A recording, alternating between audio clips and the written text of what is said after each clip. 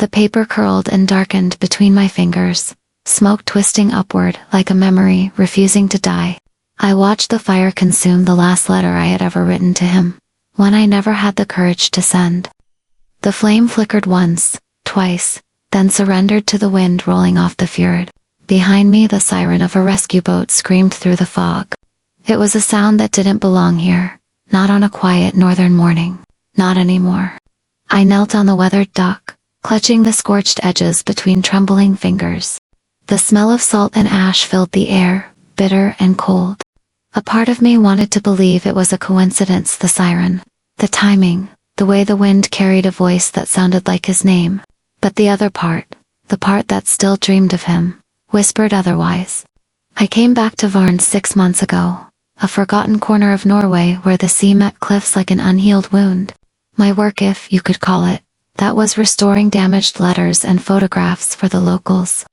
Time, moisture, salt, fire. I learned how to mend everything except what I had lost. Every morning I walked the same path to the repair shop at the harbor, passing the same people who never really looked up. Fishermen mending nets, children racing the tide, gulls screaming overhead. Life here didn't change, only people did. That morning, however, something was different. When I unlocked the door, a small parcel sat waiting on the step. No name, no return address, just my shop's title written in delicate blue ink. Salt Lines Restoration. Inside the box lay a stack of damp, salt-stained envelopes bound together with twine. On the top corner, a note written in unfamiliar handwriting. These letters belonged to someone who forgot. The air in my lungs froze. Forgotten. I untied the twine carefully, revealing each fragile envelope beneath. The ink had bled in the corners, forming waves that looked like the tide itself. My fingers traced one of the postmarks dated 5 years ago, from this same town. And then, I saw the handwriting. My heart stopped. I would have recognized that uneven slant anywhere. It was his. The first letter fell apart the moment I tried to open it.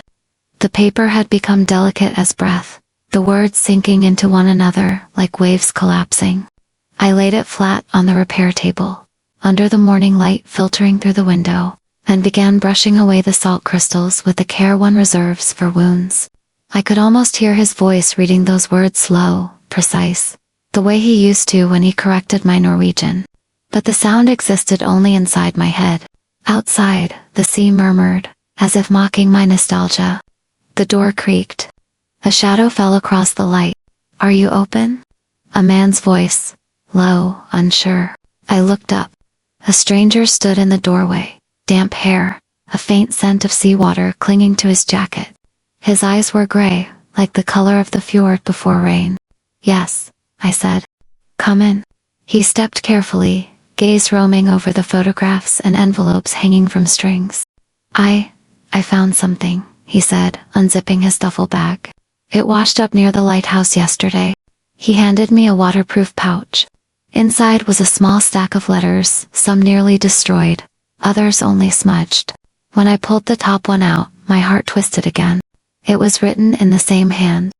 His hand. The stranger noticed my reaction. "You know who wrote them?" he asked. I hesitated. "Maybe," he nodded slowly. "I thought they might mean something. I was going to hand them to the police, but they didn't seem like evidence. More like, what do you call it, memories?" I smiled faintly. "Memories don't survive the tide very well." He gave a small laugh.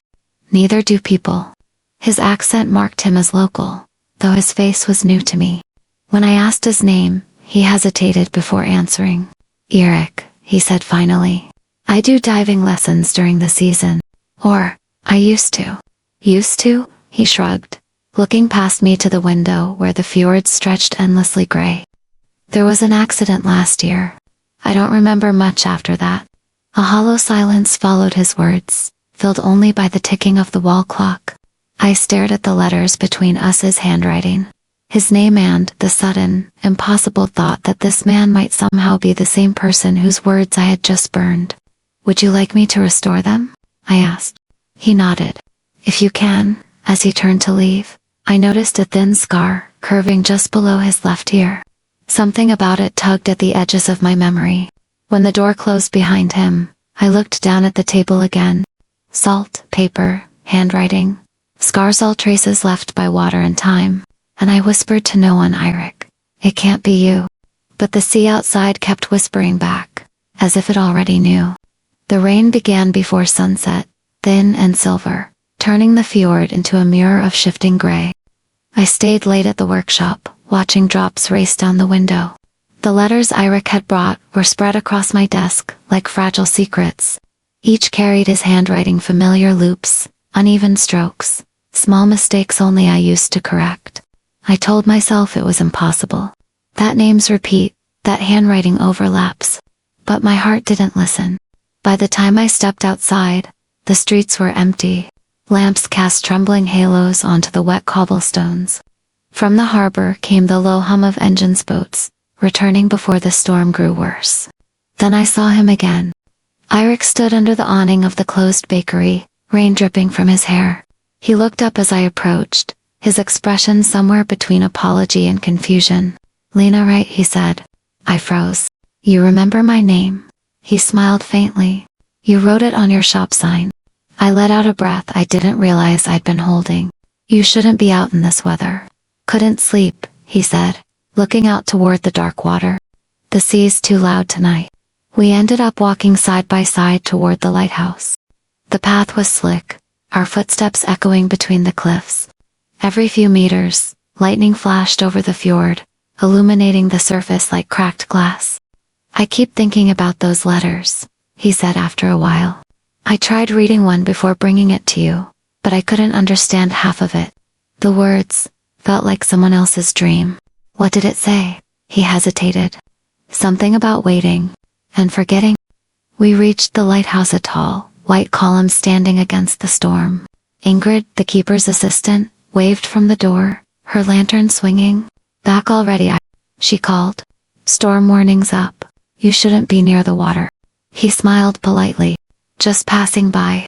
Inside, the air was thick with salt and kerosene. The lens turned slowly above us, scattering circles of light across the walls. Ingrid offered us tea, and while she prepared it, she glanced at the letters in my hands. Restoring words that almost drowned, she murmured. That's brave, or foolish, I said softly. Her eyes met mine, sometimes both. When I turned back, Eirik was staring at one of the letters under the lamplight. His fingers trembled slightly as he traced the faded lines. Do you ever feel, he said, like the sea remembers more than we do? I looked at him, at the reflection of lightning in his eyes, and the silence that followed felt heavy enough to sing. Yes, I whispered. Every day. Outside, thunder rolled over the cliffs. Inside, his hand brushed mine for a second, just enough for the world to stop breathing.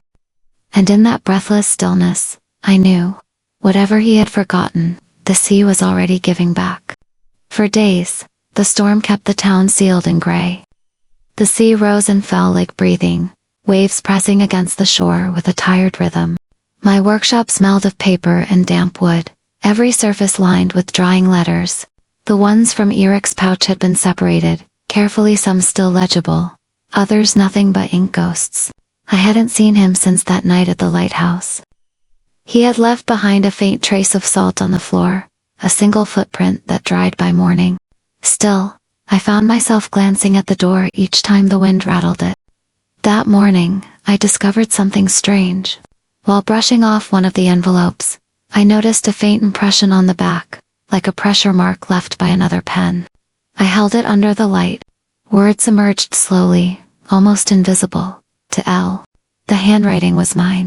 I froze. I flipped the letter open with trembling fingers. Inside, beneath the faded sentences, I saw a gun, an imprint of my own loops, overlapping his. It wasn't just one letter.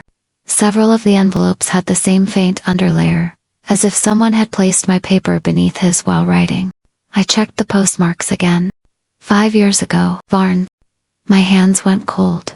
5 years ago, I had been here. I had written dozens of letters to him, letters that were never answered. Could it be that he had written over mine? Or that we had been writing to each other without knowing? The thought felt like a wound reopening. The door suddenly burst open. Rain and wind swept in, and Eric stumbled inside, drenched and breathless.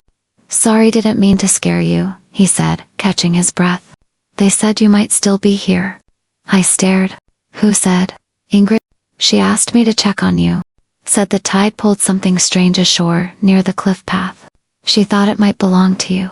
He held out a soaked leather journal. My name was engraved faintly on the cover. Lena. My voice failed. I reached for it, the leather cold and heavy in my hands. Pages inside were swollen, but still intact. When I opened it, my handwriting filled the first page entries from a time I couldn't remember writing. And then, tucked between 2 pages, I found a note in another hand. "If you ever read this, it means we both forgot the same thing. E." I looked up, meeting his eyes. The same gray, the same uncertainty, the same longing that terrified me. "Eirik," I whispered, "how long have we really known each other?"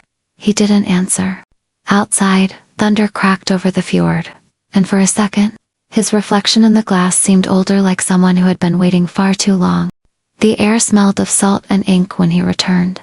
Eirik came back the next afternoon, this time carrying 2 mugs of coffee and the same uncertain smile he wore the first day.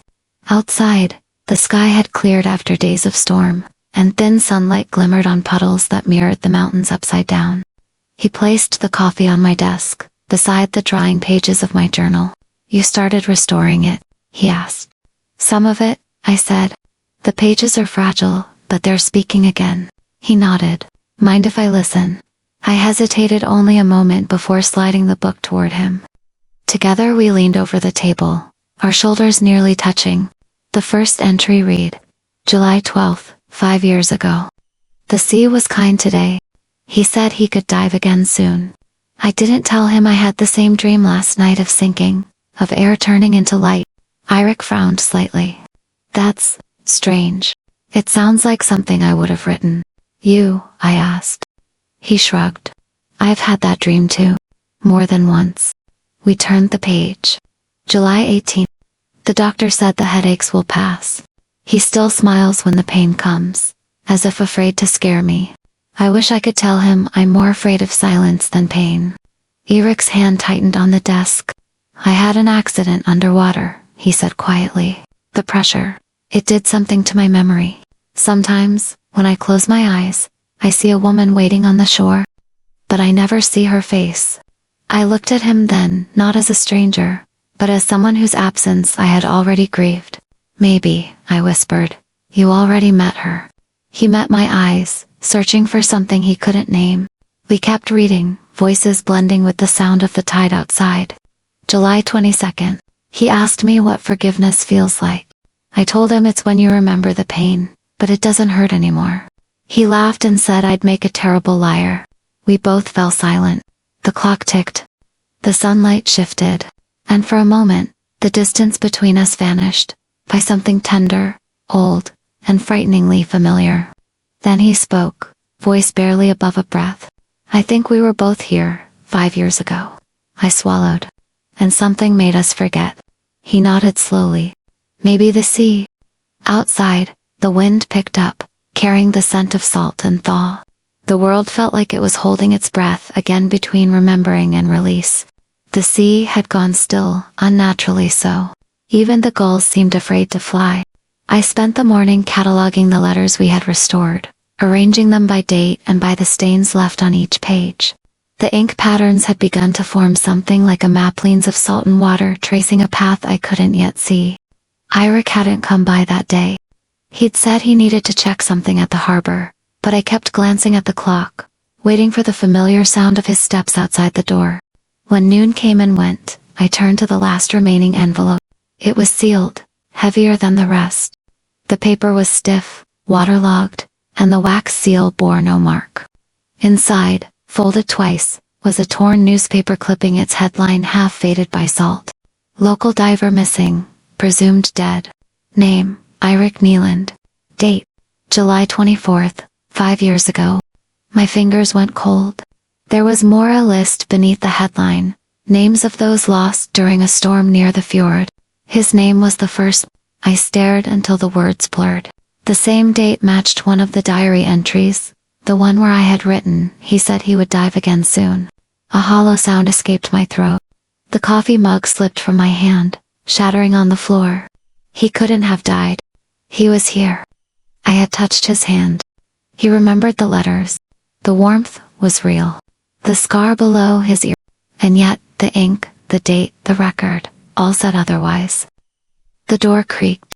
Rain blew in with the wind, and there he was, Eric, standing in the doorway, eyes shadowed, soaked again from the sea. Lena, he said softly. I didn't mean for you to find that. My heart hammered. It's true, isn't it? He didn't answer. Instead, he stepped closer, each word breaking like surf. I was supposed to die that day. Everyone thought I did. When they pulled me out, I wasn't the same. I remembered the sea, but not the faces above it. I shook my head, tears stinging my eyes. Then who are you now? He smiled faintly, brokenly. Maybe just what's left. He reached into his jacket and handed me a small metal object, trusted, circular, etched faintly with my initials. I found this in the wreck. I think it was yours. I turned it over. It was a pendant, a piece of my old locket, the one I'd lost years ago when the sea took him. I could barely breathe. Why bring it back now? Because, he said, the sea is returning what it borrowed. Lightning flared across the fjord, lighting his face in ghost white relief. For a heartbeat, I couldn't tell if he was alive, or something the sea had made in his image. Then he whispered, "You're remembering, aren't you?" And I was. The dive? The storm? The way his hand slipped from mine beneath the waves. The first snow came early that year. It fell quietly over the fjord, blurring the horizon until sea and sky became one endless white. By evening, the town was buried under a silence, so deep I could hear my own pulse.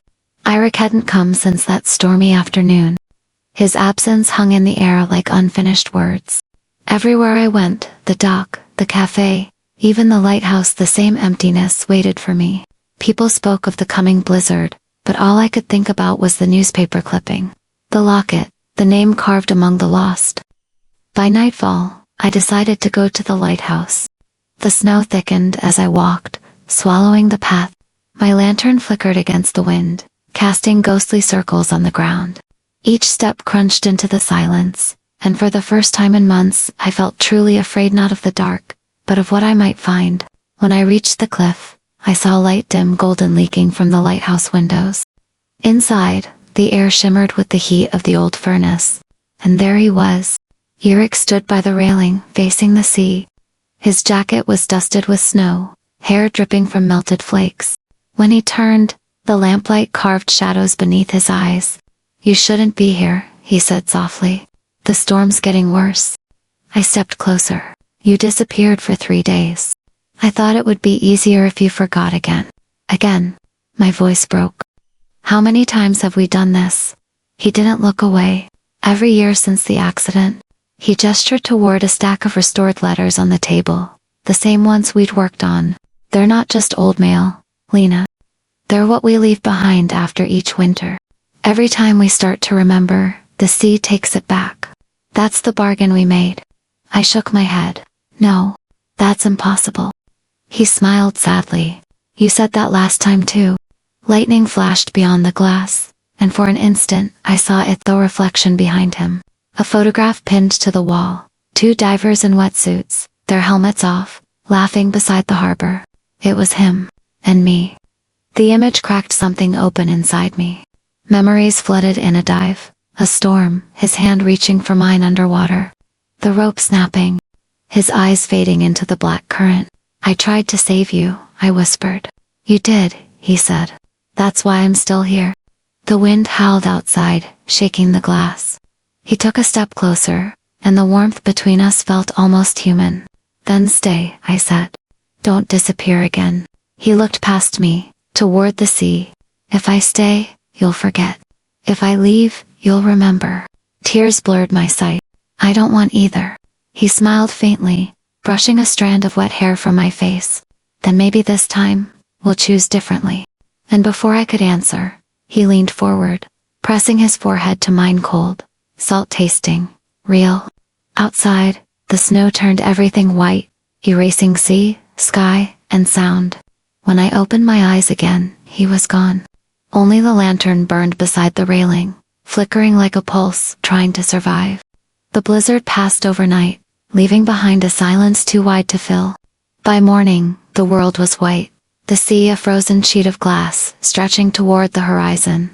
The lighthouse stood like a scar above it, its light still sweeping across nothing. He hadn't returned. I waited through dawn, then through noon, tracing the same steps from the window to the table, from the table to the door. Each time I thought I heard his voice in the wind, it was only the echo of the waves below. By afternoon, I couldn't stay still. I packed my old diving gear, the one I hadn't touched in 5 years, and walked to the harbor. The water beneath the ice looked darker than I remembered, heavier, as if holding its breath. Ingrid was there, mending ropes by the dock. When she saw the tank slung over my shoulder, her face paled. "Lena," she said, "don't." "I have to," I replied. "If he's still out there, if any of this is real, I need to know." She stepped forward, placing a hand on my arm. "Sometimes the sea gives back only when it's ready. Don't force it." But I had already decided. I had lived too long waiting for what the sea might choose. The cold bit through every layer as I stepped into the water. My breath fogged the mask, heart hammering against the sound of the regulator. With each descent, light faded until only the glow from my lamp remained, an amber pulse cutting through the black. 10 meters, 15, 20. The pressure pressed against my chest like a hand, steady and merciless. Salt burned my throat, and somewhere in the static of the sea, I heard it, his voice. "Lena." I froze. The sound vibrating through the water, low and broken. It came again, closer this time. "You shouldn't be here." I turned, sweeping the light across the seabed, and then saw it. The wreck of the old diving boat, half buried in silt. Ropes tangled like veins, a single oxygen tank wedged beneath a beam, and something else, a figure. He was standing there, not floating, not moving. His hair drifted like seaweed, his eyes half open, unfocused. My light trembled.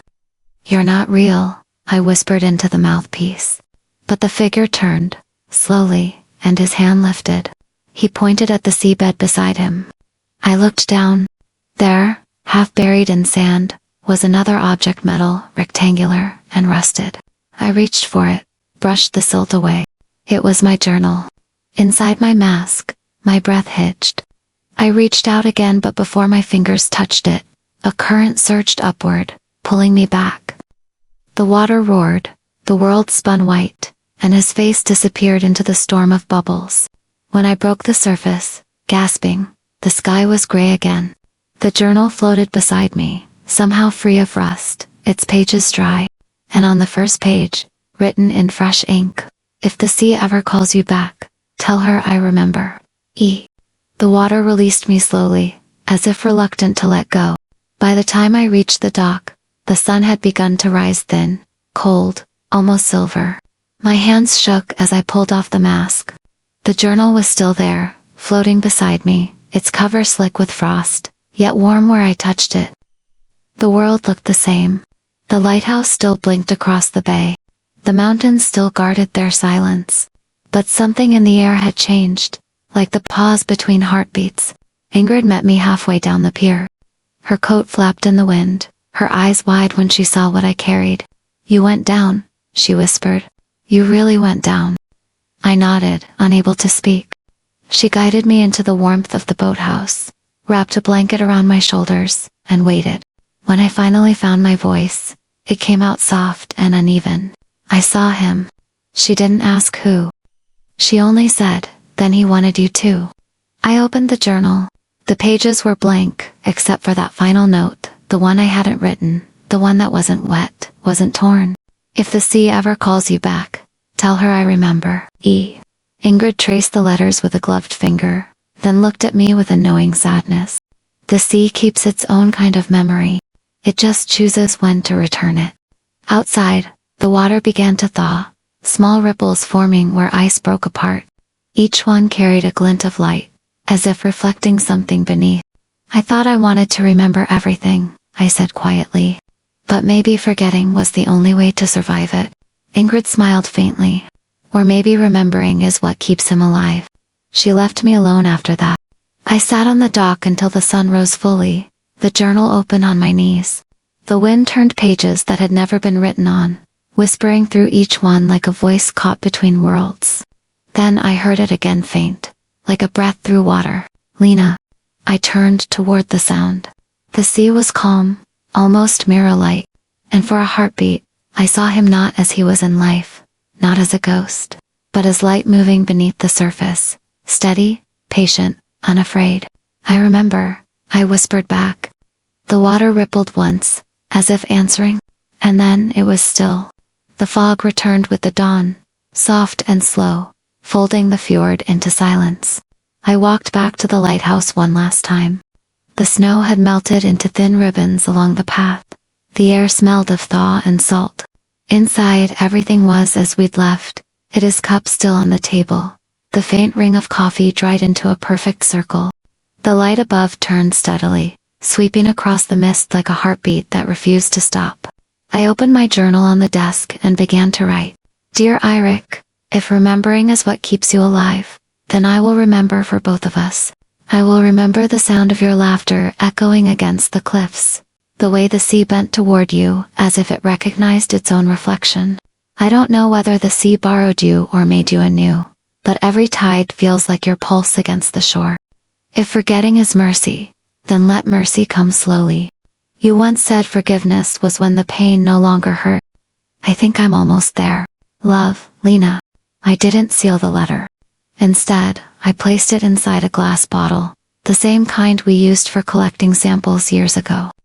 When I stepped outside, the light broke through the fog in fragments, catching on the water like fire. The tide was rising. I threw the bottle into the sea. It bobbed once, twice, then disappeared beneath the surface. For a moment I thought I saw a shimmer of light reaching up before the waves folded over it. Behind me, the lighthouse beam cut through the mist, a single stroke of gold against gray.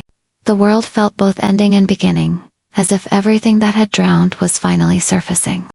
I turned to leave, whispering to the wind, I remember, and somewhere in the distance, the sea whispered back,